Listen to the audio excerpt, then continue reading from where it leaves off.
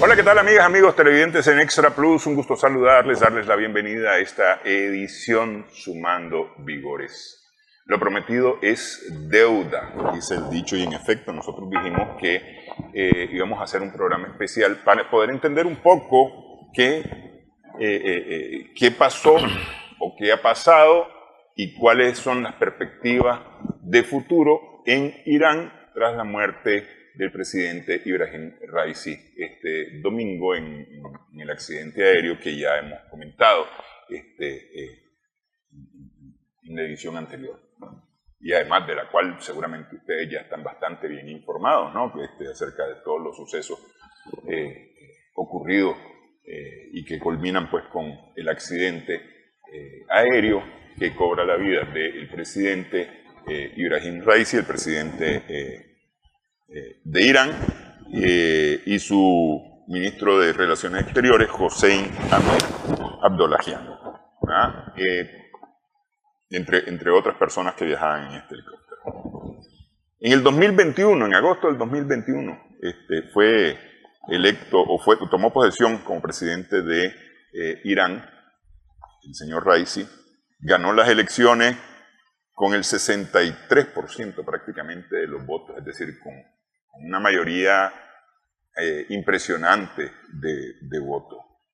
Pero desde los 20 años él está, según han informado los mismos medios iraníes, ha estado al servicio de la República Islámica de Irán cuando fue nombrado fiscal. Y de ahí ha tenido una vida pública que lo llevó pues hasta la presidencia en el año 2021.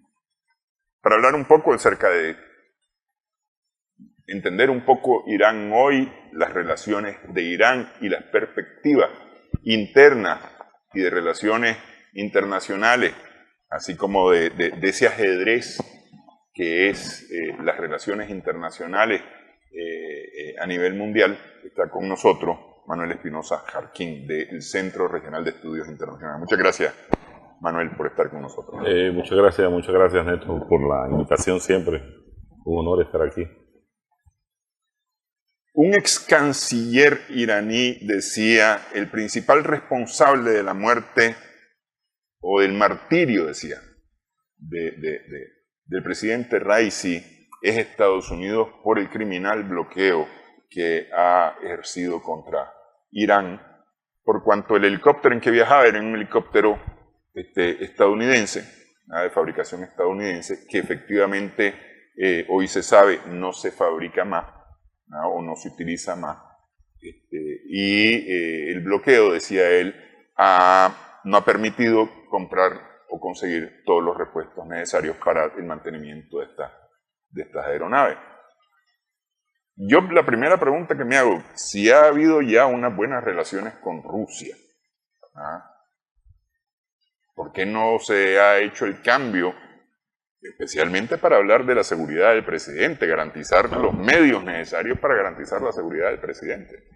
Claro, y escuché también al canciller Sergei Lavrov, que iba en esa dirección, diciendo pues de que la relación de culpa primera que se ve en cuanto a los Estados Unidos en su involucramiento con lo que ahí sucedió es producto casualmente de las sanciones, y que todo eso representa un grave peligro no solo para este tipo de estadistas o funcionarios del Estado que puedan utilizar estas naves aéreas, sino también los civiles. Claro, porque es que vos te imaginas, la aerolínea iraníes o la aerolínea iraní, de una u otra forma tiene que conseguirse los repuestos para sus aviones. Así es, sí. Así es. Y de ahí surge pues todo un enjambre de hipótesis. Leí que el embajador de Irán en Bielorrusia tenía dos principales causales, pues, desperfecto del aparato y las malas condiciones climáticas. Pero como bien vos planteaba, un sinnúmero de preguntas.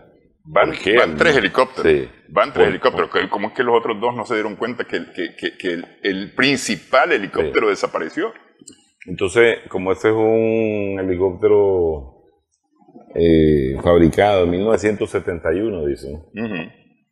Y como transportaba al número 1, entonces, para evitar toda intercepción radial, el aparato no tenía ningún tipo de contacto con tierra ni con los helicópteros que le escoltaban o que iban como acompañando la caravana. ¿Ya? Sí. Entonces eso explica, pero te pone más turbia las aguas del análisis. Y la visual, aunque haya habido malas condiciones climáticas, hay una visual, por lo menos claro. la lucecita del helicóptero, pues. No, o sea, sobre el helicóptero hay un sinnúmero de criterios que más bien agudizan la duda. Ese helicóptero, su capacidad de altura era de 4 kilómetros y la zona montañosa es de 3. Pero además, cuando miras la lectura de la condición meteorológica, cuando él sale, son adversas completamente. ¿Quién ordena la salida? Los hombres que le acompañan también tienen que tener no solo información de acompañamiento al séquito, sino que a su centro. Entonces, eso es toda una movilización del número 1 a 200 kilómetros de distancia, donde además de que la zona como tal no es gobernada por el liderazgo del sector político al que él representa, y su topografía, su relieve, es muy dificultosa, muy difícil de viajar. Entonces todo estaba como para que de una u otra cosa algo sucediera. De ahí te dicen de que en la lucha por romper el bloqueo de las sanciones, lógicamente tienen que andar en el mercado occidental comprándola. Pero vos sabés que hay un juego del gato y el ratón, que andan haciendo esto aquí, ¿verdad? Me doy cuenta de qué he podido hacer para cortar o sabotear lo que él anda haciendo. Solo me acuerdo un escrito, un artículo que hizo el comandante Fidel Castro en su momento, que cuando la Unión Soviética estaba bloqueada de compra de todo tipo de tecnología avanzada durante la Guerra Fría, la gente especialista en inteligencia tecnológica logran encontrar en Canadá un tipo de chips que les servía a un tipo de computadoras que ellos utilizaban en las plantas de producción de petróleo, enormes plantas. Y entonces un día de tanto dice que el Consejo de Seguridad norteamericano se reúne porque los satélites gringos captan una explosión casi nuclear desde el cielo. Ven que eso no es que reventó ahí una triquitraca, pues una granada de mano, ni un mortero. Eso fue algo muy fuerte. Y se reúnen de emergencia, pues ¿qué pasó ahí? ¿Qué es lo que estos tenían ahí que explotó tanto? Entonces aparece el hombre de la central de inteligencia y dice, tranquilo, algo pues que nosotros hicimos, ¿verdad? Que era que ellos detectaron la compra de los chips antes de vendérselos, ¿verdad? Los trabajaron, esperaron que el tiempo pasara y a distancia los controlaron y subordinaron todo el sistema de control de toda la... hackearon los equipos, sí, prácticamente. Y a distancia lograron que se descontrolara, lo que causó esa enorme explosión en esa enorme estación, pues. Entonces, estaba leyendo que eso pudo haber ocurrido, porque esos instrumentos también pueden ser a distancia controlados, precisamente el de ese aparato. Otra es de que, bueno, te dicen que va en el más malo para que nadie crea que él va a ir ahí, ¿ya? Pero en realidad va a ir, una cuestión para engañar al adversario. O sea, yo creo que ya hay una serie de información que te da para hacer una enorme película de conspiración enorme. Y entre más uno vaya ahondando en ella, más cosas vas a encontrar, porque claro, ahora te dicen de que esa zona por donde él sobrevolaba, la presencia cercana de bases y de la OTAN y de Turquía, de Rusia, de los mismos israelíes que tienen una tremenda relación con Azerbaiyán, donde Azerbaiyán recibe tecnología de armamento de punta y el ex director del Mossad, Danny Yaton, escribe que efectivamente son buenas relaciones, pues ellos le entregan eso y los de Azerbaiyán le dan acceso a la frontera de Irán a su gente, pues para que trabaje y opere ahí. Entonces es una zona de mucho riesgo, pues. Claro, y aquí entra en juego aquello de Nagorno-Karabaj, en la disputa que se tiene en Azerbaiyán y Armenia. Sí. Y justamente, es decir, el presidente Raisi está viendo una obra en la provincia oriental de Azerbaiyán, que no es Azerbaiyán, sino que es una provincia iraní fronteriza con Azerbaiyán. Y está bien, porque a eso fue, a ver esa obra, ni siquiera fue la inauguración, sino a ver el avance de las obras, pues. Es decir... ¿Qué clase de agenda? Pues punto de agenda, de trabajo. Bastante lógico. Los analistas, para evitar cualquier tipo de error, mejor se quedan en que el helicóptero es perfecto, pero no se atreven a decir si fue porque el aparato ya estaba obsoleto o porque hubo mano ahí. En principio, no, el helicóptero no fue bajado es decir, no fue derribado por medios distintos al propio helicóptero. Es decir, ahí no hubo un misil, no hubo un cohete, no hubo nada dirigido hacia el helicóptero como tal, por lo menos físicamente, visiblemente no hay tal. Y hay rumores, fíjate. Pero fíjate que vos ves el helicóptero en el suelo y el helicóptero está, es decir, el área del impacto evidentemente se expandió, pero no está regado como cuando ocurre una explosión que cae en pedazos. Claro. Incluso a kilómetros de distancia. Aquí está concentrado el helicóptero. Es decir, ese helicóptero cayó y en el suelo reventó. Y Trump sacó un video. Trump sacó un video, pero ese video no es cierto. Pues evidentemente no es cierto. Uno no tiene las condiciones meteorológicas. Claro. Dos, hay una carretera al lado del lugar de la caída. Claro. Tres, la persona que está grabando eso, lo menos que hace al caer un helicóptero es decirle a alguien, mira, ahí cayó un helicóptero. Claro. No importa quién haya sido, ahí cayó un helicóptero, ahí venía gente, hay que ir a buscar a ver qué pasa. Por lo menos a sacar las piezas, si vos querés, si no es a rescatar, a sacar las piezas del helicóptero. Ese es otro interrogante, ¿por qué sube ese video? ¿Por qué sube ese video Trump? ¿Cuál es la idea? Decir que él tiene dominio de la situación y tiene información que no tiene su contendiente, el presidente Biden. Claro. A lo mejor es eso, pues, pero la verdad es que ese es un fake news, diría él mismo. Sí. Él con los iraníes está bien colorado. Acordate que la forma altanciosa y prepotente cuando asesinaron en Bagdad al general Soleimán, él salió campante y yo lo ordené, ya, y hasta filmaron pues como del cuartel general estaban viéndolo.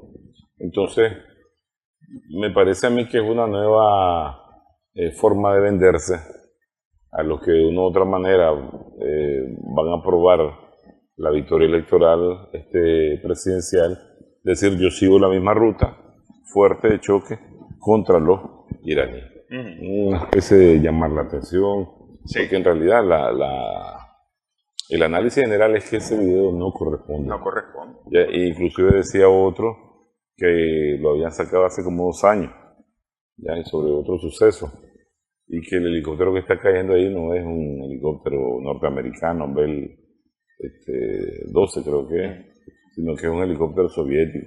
Sí, no, Mi 8, mi 17, una cosa así. El hecho de que uno está soleado, dos, tiene la carretera ahí al lado, porque pasa ahí al lado de donde cayó, hay una carretera, y es una zona inhóspita en donde cayó realmente el helicóptero, es una zona inhóspita, y yo por lo menos empecé a darle seguimiento y miraba fotos, imágenes del videos que se publicaron de los grupos de rescate, y realmente las condiciones eran tremendas. Hay una base aérea de donde sale también medio a buscar la zona de donde salió el dron turco que aparentemente había localizado y que luego fue otra cosa. Y las condiciones son condiciones tremendas, claro. Es decir, aguanieve está cayendo ahí. Claro, muy fuerte, con viento, la falta de visibilidad, se observa, pues. Sí.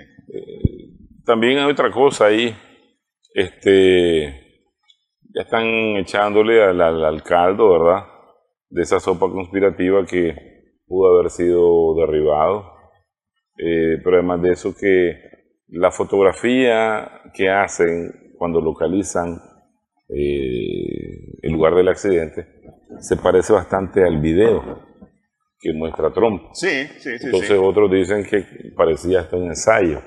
Y otra es de que el 20 de mayo cumplía años el bisabuelo del presidente Racine. ¿Qué te parece? Entonces eso lo asocia a gente que lo conoce más de su círculo interno para celebrar su muerte en una fiesta que tal vez para ellos es especial. Sí. Ok, vamos a hacer una primera pausa en esta edición. Estamos sumando vigores en Extra Plus.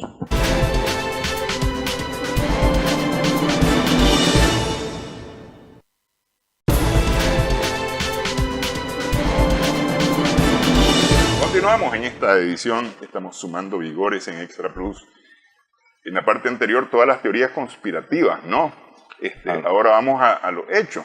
A los hechos como tal de lo que está ocurriendo. Bueno, este martes, en la madrugada, hora de Nicaragua, pues se realizaron las honras fúnebres en la provincia de Tabriz, que era en donde más o menos ocurrió el accidente, cerca de esta provincia de Tabriz, apoteósico, realmente una enorme cantidad de gente participando pues por las honras fúnebres. Mientras tanto, de acuerdo a lo que la ley establece en Irán, el vicepresidente Mohamed Mokber asumió la presidencia interina porque ahora a finales de junio, si no me equivoco, son 50 días, ya se hizo la convocatoria para las elecciones adelantadas. Claro. Ok, eso es lo que está ocurriendo en este momento en Irán. El orden constitucional, ha sido restablecido, digamos. Ya claro. Hay un canciller interino también nombrado, y demás. ¿Cómo pinta esto dentro de Irán? ¿Cómo se mira dentro de Irán? Si ponemos la situación política interna bajo un color de estabilidad absoluta, pues simplemente se trata de sustituir al presidente, porque el ministro del Exterior es interino todavía. Por otro, el más adecuado. Pero el problema es que Irán no te da una perspectiva de completa estabilidad política.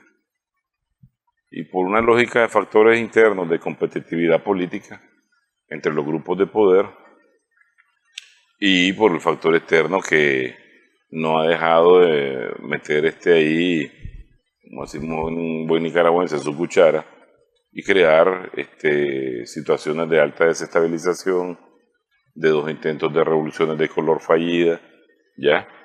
Y eso entonces de nuevo, te altera todo posible análisis plausible que puedas hacer, ¿ya? Entonces tendríamos primero que despejar cuál es el nivel de la fuerza que van a competir, aunque allí no todo el mundo puede presentarse de manera individual a una elección.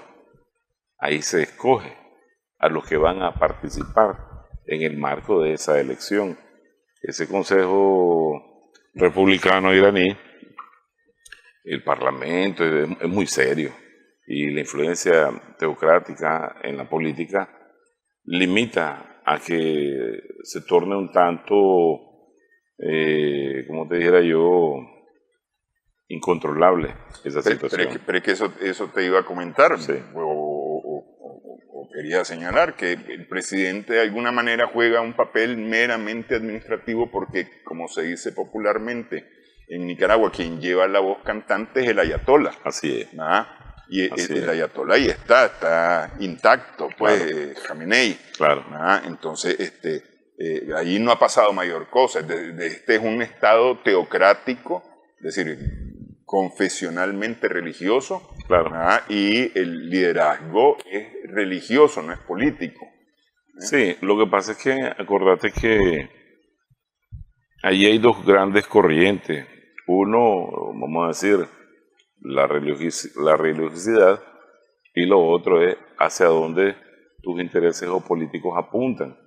Entonces, la situación, vamos a decir, extraordinaria que se presenta ante el fallecimiento por X o Y causa del presidente iraní, viene a mover a esa fuerza o grupo de individuos que están compitiendo de una u otra manera por la cercanía al poder verdadero.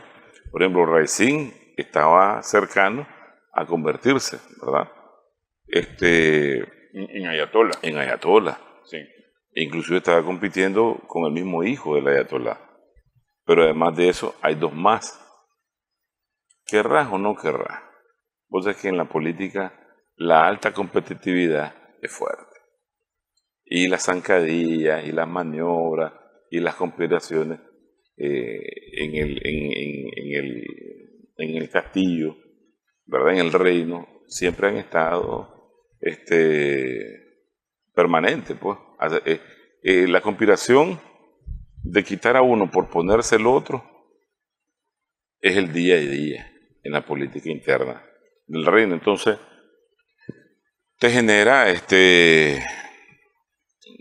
vamos a decir, una situación extraordinaria de cambio que al final puede favorecer no solo a los individuos que se acercan a ostentar X o Y grado de poder, sino también al factor externo, que ese hay que ocultarlo y es más fácil tanto que lo interno iraní.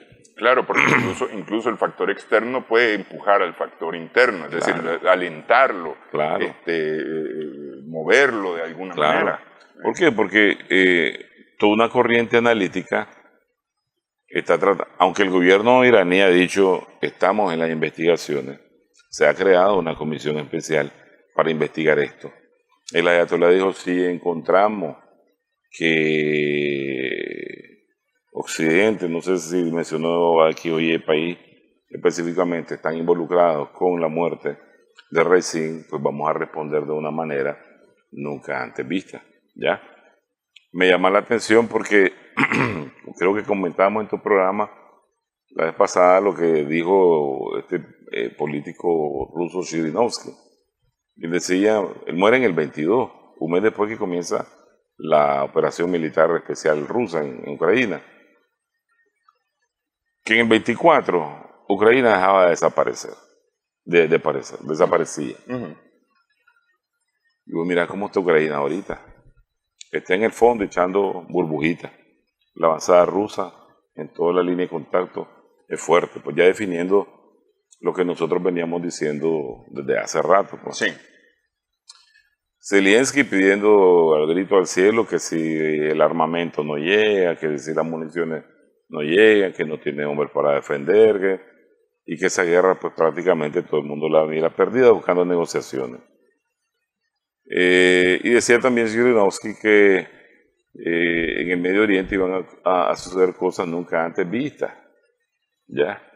Y que Irán, y él se refiere a Irán específicamente, no era ni Vietnam ni Corea del Norte, y que iba a darse la Tercera Guerra Mundial. Entonces, voilà, como dicen los franceses, mira el ataque al consulado iraní en Siria, que despierta una retaliación iraní contra Israel. Y es una andanada de cientos de drones y misiles que logran impactar con 2 bases aéreas de donde salió el ataque hacia el consulado iraní. Eso nunca se había visto. Nadie se había atrevido también en Medio Oriente por el temor de que Israel tiene de manera ilegal internacional posee armamento nuclear. Además cuenta con el cuidado del sheriff. Claro, del sheriff del pueblo. Y él siempre te dice, vamos a apoyar a Israel y cuidado se meten con Israel porque vamos a entrar nosotros. Y lo vimos pues como entró, y no solo los Estados Unidos, sino otras naciones, apoyar en la intercepción de la andanada de drones y misiles que lanzó Irán. Entonces ya la situación se caldeó. Ahora de repente, ¿verdad? De la nada, muere el presidente iraní. Y siempre me llama la atención porque nosotros publicamos en el artículo de enero de este año y en el del mes pasado las predicciones políticas de Zhirinovsky, que de paso era un tremendo especialista en Medio Oriente, muy bueno, y los libros muy buenos. Para entenderlo, porque la realidad es que el Medio Oriente nadie lo puede entender. El que diga especialista en Medio Oriente, de Nicaragua yo solo conozco a uno que estudió con nosotros, que está en León, Iván, y si no quedó loco, ¿verdad? Porque tenía que estudiar. Era un enredo, pero él hizo lo mejor que pudo y lo logró. Entonces vos mirás de que allí hay apuestas serias. Primero, ¿qué cosas irán en la situación coyuntural actual de construcción de la multipolaridad? ¿Qué cosas irán en el marco de Euroasia como zona de mayor influencia global ahorita? ¿Qué cosas irán en ese cuarteto China, Rusia, Corea del Norte, Irán? ¿Qué cosas irán en el marco de los BRICS? ¿Ya? ¿Qué cosas irán en el proyecto de China para su ruta de sede digital? Entonces, muchos mencionan a los norteamericanos porque vos decís, bueno, mira a Torrijos se lo bajaron, ¿verdad? Sí. Entonces después se descubre pues que son ellos. Ellos dicen que no han tenido nada que ver con eso. Uno tiene que esperar como 50 años, creo que cuando se revelan y se hacen públicas las operaciones secretas, ¿ya? Cuando se hacen públicas, entre comillas, porque sí, están todas manchadas, ¿no? Sí, pero además de eso ya pasó. Sí. Y entonces es como el periódico de ayer. Ya la noticia pasó, el escándalo pasó y veamos pues cuál es la sensación del momento. Lógico, todos tiran a Israel. Pues el archienemigo en la región de Israel es Irán. Pero es que es como el más evidente, digamos. Pero nadie le tira a los británicos. Nadie le tira a los británicos. Nadie le tira a los británicos, que tienen enormes intereses, posiblemente intereses más fuertes que Estados Unidos. Claro. En esa región, porque ese era su dominio. Claro. Era su feudo. Y efectivamente, es decir, se piensa como en el más evidente. Ahí andaba en las redes una encuesta. ¿Quién cree usted que fue? Israel. No creo que haya sido nadie más que Israel como segunda opción. Me parece que Estados Unidos apoyando a Israel como tercera opción. Cualquiera pudo haber sido, pero especialmente Israel como otra opción. Es decir, inducida. Total y absolutamente diciendo Israel es el principal sospechoso de este asunto, ¿verdad? Evidente. Pero es como el sospechoso evidente. Claro. En la novela de misterio, vos decís, fue el mayordomo. Claro. Porque es el sospechoso que aparece siempre. Pero aquí puede haber otros intereses. Vos decís, claro. ahí está Gran Bretaña, que por cierto, antes de irme a la pausa, solamente comento rápidamente las declaraciones de James Cameron, que el ex primer ministro británico, ahora canciller o ministro de Relaciones Exteriores, que decía que el mejor negocio o que ha sido una buena inversión para los Estados Unidos, la guerra de Ucrania, porque ha logrado que Rusia gaste parte de su arsenal en Ucrania sin poner en riesgo la vida de ni uno solo de los soldados norteamericanos, y eso ayuda a garantizar especialmente la seguridad nacional de los Estados Unidos. Esas son declaraciones del canciller británico, especialmente la seguridad nacional de los Estados Unidos y de paso la seguridad de Europa, decía James Cameron. Claro. Interesante. Vamos, hacemos pausa en esta edición. Estamos sumando vigores en Extra Plus.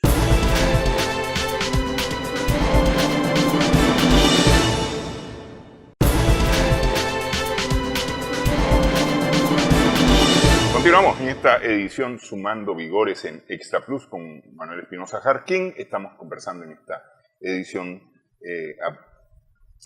para más o menos entender lo que está ocurriendo y lo que puede pasar en el futuro cercano tras la muerte del presidente Raisi de Irán.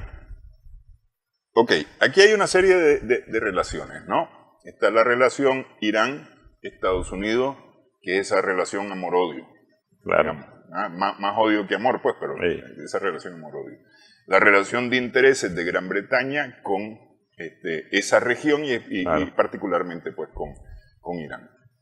Turquía, es decir, yendo hacia el oeste, Turquía, la relación con Rusia, que es una relación creciente, Sí. que ha permitido además, junto con la relación con China, acuerdos inusitados dentro del Medio Oriente, como por ejemplo el establecimiento de relaciones entre Irán y Arabia Saudita, Claro. que no se podían ver. Así es. Es decir, ahí tenés toda esa serie de conexiones.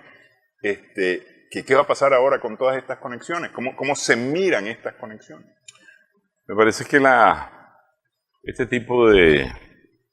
Si te vas por la ruta que fue, vamos a decir, una operación en contra, lógicamente, de Irán, pero dirigida hacia la persona del presidente Raisi, la lógica es de disrupción, es de desestabilización y de cambio de curso en política exterior, precisamente por toda esa interrelación que vos decías. Y vos sabés que, y lo hemos hablado aquí en otros programas, de los intereses que ha tenido siempre Inglaterra en su lucha contra Rusia para evitar que llegue Rusia, acceda a los mares cálidos y hasta la India, y que está predestinado pues para la política exterior Inglaterra inglesa contener cualquier avance de Rusia hacia esa parte del Medio Oriente. A eso se le conoce en geopolítica como el gran juego. Ese es un término, el gran juego. Mucho se utiliza pues ahora porque el gran juego definitivamente continúa. Y una lógica a Inglaterra no le interesa en nada que el eje Teherán-Moscú se siga desarrollando. Y el grupo al que pertenecía Racine era un grupo de interés que tenía las mejores relaciones con Rusia. Y ahí vos viste, por ejemplo, el hecho de la compra de los sistemas antiaéreos S-300, S-400, la venta de drones por parte de Irán a Rusia para que sean utilizados en Ucrania. Entonces, allí hay una razón desde ya. Además de sacarlo, debilitar a Euroasia, a uno de sus grandes actores, además de sacarlo del BRICS, debilitar esas posiciones del BRICS, o ejes bilaterales, Teherán-Moscú, ahí los británicos tienen que meterlo en el escenario del análisis. Y lógicamente pues a los israelitas, aunque ellos también ya anunciaron de que no han tenido nada que ver con eso. ¿Dónde se torna más complicado el asunto? imagínate que el tejer las relaciones mejores, de mejoramiento entre Arabia Saudita e Irán, ese eterno conflicto de sunitas versus chiitas, es parte del logro de la diplomacia rusa y también la diplomacia china. Y las relaciones que tiene Arabia Saudita con China en sus multimillonarias transacciones comerciales en sus propias monedas es un enorme golpe al dólar, que es el arma principal de Norteamérica. Pero además de eso miramos al príncipe de Arabia Saudita rompiendo el famoso acuerdo que iba a firmar con Israel. Sí. Digo, esto no es nada grande para el futuro, esto es grande para el basurero. Y lo desechó y lo tiró al basurero. Hace días intentaron hacer un intento de asesinato al príncipe heredero, ¿ya? Y en Eslovaquia viste lo que le sucedió al primer ministro, sí, ¿ya? Que sobrevivió. Estaba leyendo un periódico extranjero donde decía, ¿no será que los que le daban el mantenimiento al helicóptero del presidente iraní tendrán una familiaridad con los escoltas tan malos que tenía el primer ministro eslovaco, que permiten eso, ¿verdad? Porque vos estás para eso ahí. No tenés ninguna otra tarea que vigilar al líder. 3 impactos en humanidad del primer ministro. Gracias a Dios se salvó. Sí. ¿Ya? Entonces, también al de Serbia, amenaza de atentado. Hay una situación coyuntural enorme donde lógicamente los que defienden que el mundo unipolar no se modifique, el orden unipolar no se modifique, tienen que hacer lo que sea para desestabilizar a ese bloque antihegemónico que los va a competir. En Ucrania, ahí en Europa, ese es el plano europeo, ese bule va a estar estirado, ¿ya?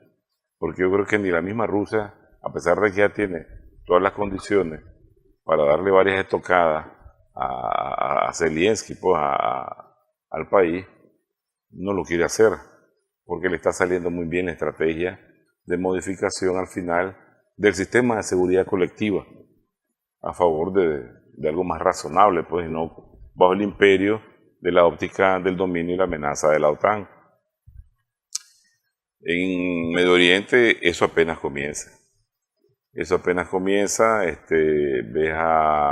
un Israel que si no le interesa la vida de 35, no sé cuántas miles de vidas, o de tantos miles de niños, y va sobre Rafah ahorita, donde la población todavía está más hacinada.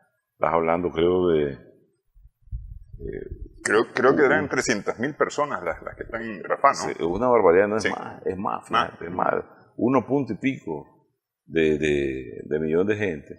Y estás viendo cómo sabotean las caravanas de ayuda alimenticia, las botan.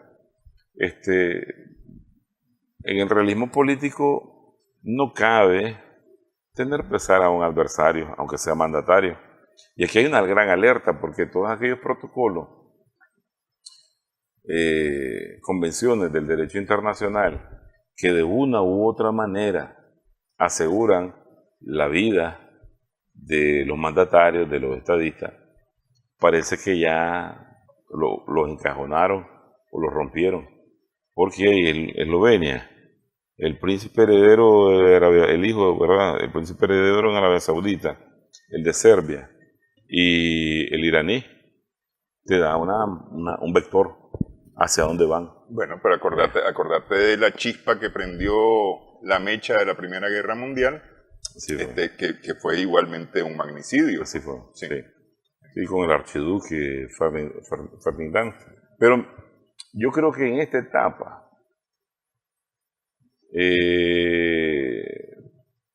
que es de más bien recuperación de tiempo, el bloque antihegemónico no está interesado en lanzarse a esa guerra. que el bloque del occidente colectivo sí está interesado porque ellos han visto cómo las guerras les han beneficiado y sobre todo al final, donde las fuerzas quedan desgastadas. ¿Por qué la lógica del desgaste a Rusia en la guerra de Ucrania, verdad? Para eso mismo, para después ellos entrar. No es que Macron solo amenaza, y los ingleses también amenazan y dicen no importa si nuestros sistemas coheteriles caen en el suelo ruso, porque quieren desgastarlo. Pero cuando vos mirás la situación real de la OTAN ahorita, contra el 500.000 de tropas rusas que están en la línea de contacto, la OTAN es una aventura enorme. Es una aventura enorme, lo que por muchos emigrantes que enlisten y entrenen y manden contra Rusia, los rusos tienen un dicho que quien llega a Rusia con una espada, ¿verdad?, sale sin nada. Si lo traducimos en buen español, pero termina saliendo sin nada. Entonces, ellos están provocando por otro lado. Ellos están provocando por otro lado y el Medio Oriente es el polvorín adecuado. Eso, es un polvorín, y justamente se encendió chispas al lado de ese polvorín con la muerte del presidente Raisi, pues. Claro. O echaron chispas, ¿cómo se dice? Brasas encendidas, tiraron cerca de ese polvorín. Claro. Si querés, hacemos pausa nuevamente claro. en esta edición. Claro. Estamos sumando vigores en Extra.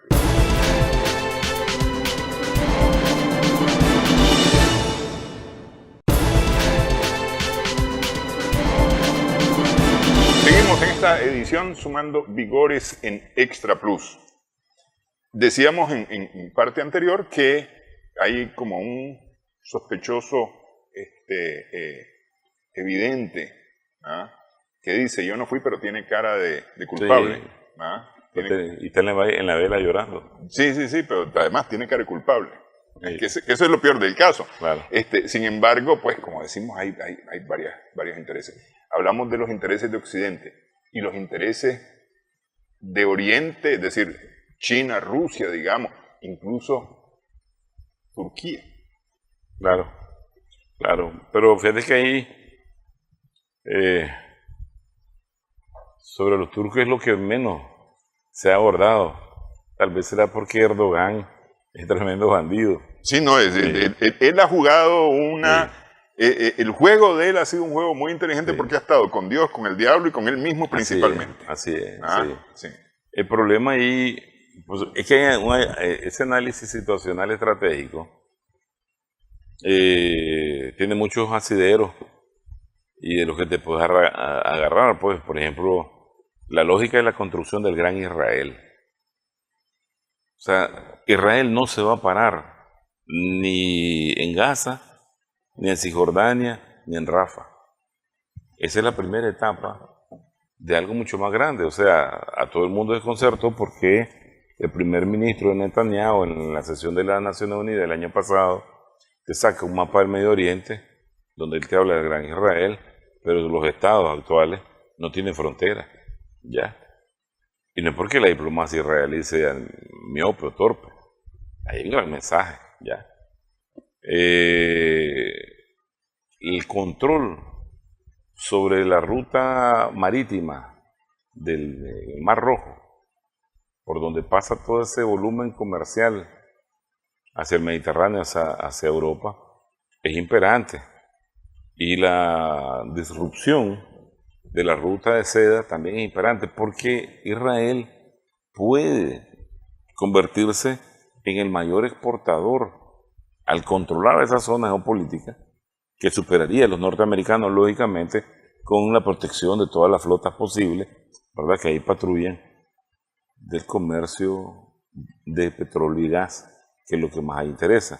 Es más, en su momento hablamos aquí que tenían un plan de no salir por el canal de Suez, por si no podían controlar la respuesta de los países árabes, sino por su vía abrir una nueva ruta, que por lo menos necesitas como 200 bombas atómicas para abrir ese nuevo canal.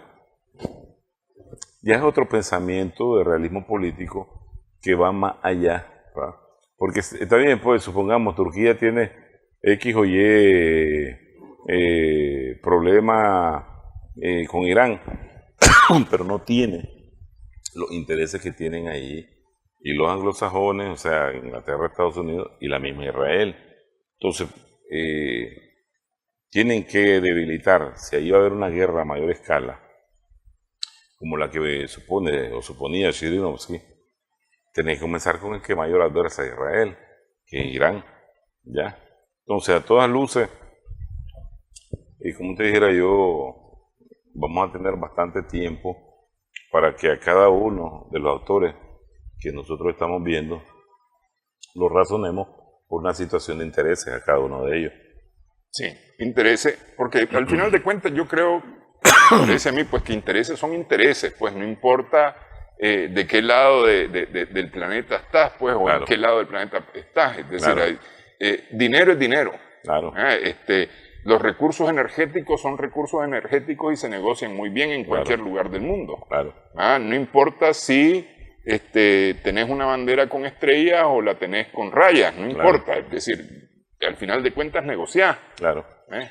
Lo que estamos apostando es la construcción del nuevo mundo, donde el grupo antagónico de por siglos que ha liderado, que ha ostentado el poder absoluto global, puede ser completa, parcial y posteriormente completamente debilitado y subordinado a una lógica multipolar. Y ese poderío no es verbal, se ostenta con elementos tangibles, que son no solo los recursos militares que te permitan a vos poner pues el imperio de la bota, sino los recursos que tenés y para el comercio, ¿ya? O sea, el mayor peligro para ellos es China. Es China porque su capacidad económica, comerciales, financieras, tecnológicas y de expansión global no lo tiene Rusia o no lo tiene Irán o mucho menos Corea del Norte, ¿ya? Entonces, tienen que comenzar a desengranar pieza por pieza y te van a comenzar siempre por los eslabones más débiles. Y no solo en esa región, en África, aunque en África la situación, Rusia se la volteó por completo y ahora países como Francia están viendo pues cómo sus tropas tienen que salir y son expulsadas del continente y los ingresos, el robo que le hacían a los africanos se está viendo mermado, pero también en nuestra región hay que prestarle atención a nuestra región, porque sobre todo uno habla pues de quienes pueden hacer este tipo de operaciones, pero eso es tecnicismo, ¿no? Habría que ver los intereses estratégicos que están en juego. Hacia muchos no les va a interesar ni las relaciones que tenga y Cuba, y Nicaragua, y Venezuela, ni con China, ni con Rusia, ni con Irán, ¿ya? Y de ellos siempre tienen que estar esperando cualquier barbaridad, sobre todo la impunidad. ¿Ya? ¿Viste? Sí. Asesinaron a Sandino, después fueron con 3.000 campesinos que asesinaron y ya. Y entonces, además de que hiciste esa barbaridad, lo declaraste el Calvario de la Segovia, Sandino el malo, no el libertador, el luchador, el héroe, el prócer. Pero incluso no nos vayamos tan largo en la historia, veámoslo en estos días, es decir, la acusación del fiscal en la Corte Penal Internacional contra los líderes de Hamas, pero especialmente contra el presidente Netanyahu y su ministro de Defensa, por lo que está ocurriendo en esa zona del mundo, pues te dice cómo son las cosas y cómo además viene y te dice, entonces me estás quitando mi derecho a defenderme. Claro. Es decir, sos tan que me quitas mi derecho a defenderme. Y decía el fiscal que lo han llamado para decirle, óigame bien, y la Corte Penal Internacional no fue hecha para esto, fue hecha para los países africanos, donde habían barbarie, y para el bárbaro de Putin. Claro. Para eso es la Corte Penal Internacional. Es decir, más descarado no puede ser el asunto. Porque les conviene, prácticamente les conviene. Esa es la estructura, el andamiaje de estructuras multilaterales que les conviene a este orden. Pero el problema es que vos ayudes.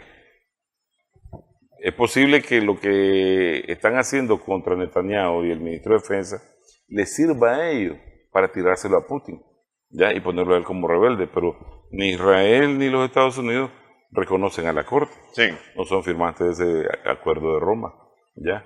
Entonces hay bastante alerta. Me parece que el sentido de los pueblos debe ser siempre estar alerta para que ese tipo de actuación de Trump, dice yo lo ordené, no quede en impunidad, porque lo que queda es después el caos, Claro. la miseria, la barbarie, y obligarte a que siempre les ande pidiendo para que ellos como libertadores y salvadores te desarrollen y te den la prosperidad y la democracia y toda esa parafernalia, porque nosotros sabemos. Sí. Bueno, más o menos es un panorama de iniciación. De iniciación sobre lo que puede ser o no ser en la Irán post-Raisi. Sí. Vamos a ver qué resulta de las elecciones en 50 Hay que estudiar días, el factor interno, analizarlo de aquí a las elecciones y post, a ver cómo se compone todas esas piezas que al interno se ve y es bastante difícil analizarlo. Sí. Pero que se entiende porque pugnas van a haber, conciliaciones van a haber de alguna otra manera, pero... Y ver hacia dónde sí, apunta es. ya la nueva administración, ¿no? Aunque Así con el es. ayatollah dirigiendo los destinos de la nación, no creo que haya una enorme variación de... Hay algunos que se tiran hasta Occidente. Su ruta es ese cambio de curso político exterior hacia Occidente, una distensión, y eso es lo que malea las cosas, pues. Ya deberán de consultar con todo lo que los norteamericanos han traicionado. Aquí en Nicaragua un montón han sido traicionados, deberán de consultar. Y de allá de aquel lado también. Sí. Ahí tenés No terminan bien. a San Hussein, el vecino. Así es. Por Ahí ejemplo. está. Sí.